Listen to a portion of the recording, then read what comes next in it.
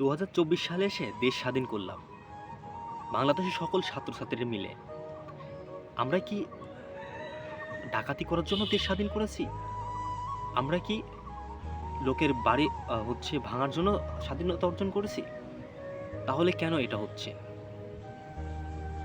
আমরা প্রত্যেকটা মানুষ যদি ঠিক এরকমই করি, যে অন্যের বাড়ি ডাকাতি, অন্যকে মারধর কিংবা অন্যকে বাড়ি ভাঙচুর বা আগুন দেওয়া, তাহলে স্বাধীনতা অর্জন করে কি হলো? এই ছাত্র সমাজ স্বাধীনতা অর্জন করলো ২০২৪ সালে এসে। তারা কি এই দেশটাকে পুড়িয়ে দেওয়ার জন্য স্বাধীনতা অর্জন করেছে? অন্যের বাড়ি পোড়ানো দেওয়ার জন্য স্বাধীনতা অর্জন করেছে? নাকি অন্যের বাড়িতে ডাকাতি করার জন্য স্বাধীনতা অর্জন করেছে? আমরা কি এটা বুঝি না যে এই তরুণ সমাজ দেশটাকে গড়ার জন্য ১৯৭১ সালে স্বাধীনতা অর্জন করেছে, এবারও ২০২৪ সালে এসে দেশে স্বাধীনতা অর্জন করল?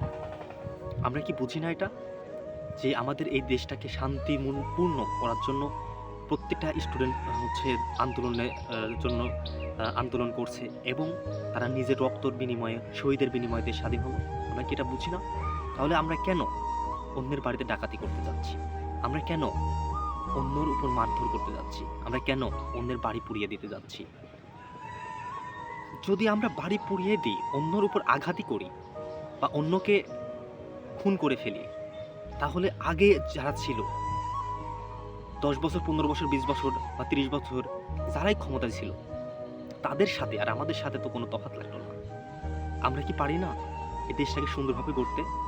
প্রত্যেকটা ছাত্র যে নিজের রক্তের বিনিময়ে নিজের অর্জন করলো এই দেশটাকে স্বাধীনভাবে, আমরা কি পারি না এই দেশটাকে সুন্দরভাবে সাজাতে? তাহলে কেন অন্যের বাড়িতে আগুন দিতে হবে, অন্যকে আঘাত করতে হবে, বা অন্য বাড়িতে ডাকাতি করতে হবে? কেন? আমরা সবাই চাই এই বাংলাদেশটাকে একটা সুন্দর জায়গায় নিয়ে যেতে, যাতে করে বিশ্বের প্রত্যেকটা দেশ আমাদের দিকে ফলো করে যে আমরা দেশটাকে কোথায় নিয়ে যাচ্ছি। তাই আমরা, আগে মানুষ কি করেছে সেটা বড় বিষয় না, এখন আপনি কি করছেন সেটাই বড় বিষয়।